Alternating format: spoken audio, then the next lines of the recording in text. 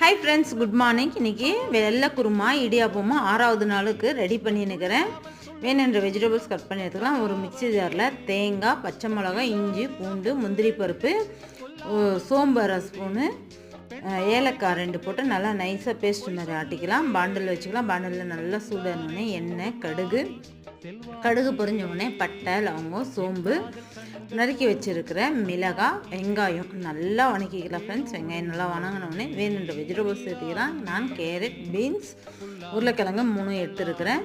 தேவையான உப்பு சேர்த்துட்டு காயை நல்லா ஒரு 3லேருந்து 4 நிமிஷம் போல் நல்லா வணக்கிக்கலாம். வணங்கினதுலேயே நம்ம ஆட்டி வச்சுருக்கிற மசாலாவையும் ஊற்றிட்டு நல்லா கொதிக்க வைக்கலாம் ஃப்ரெண்ட்ஸ். கொதிக்க வச்சா நம்மளுடைய வெள்ளை குருமா ரெடி ஆயிடுச்சு. நான் இடியாப்பத்துக்கு தான் இன்றைக்கி வெள்ளை குருமா செய்கிறேன். நீங்கள் வெள்ளை குருமா எதோட சேர்த்து சாப்பிட்றது பிடிக்குன்றதை எனக்கு கமெண்டில் தெரிவிங்க. பார்ட் 2 இடியாப்பம் எப்படின்னு சொல்லிட்டு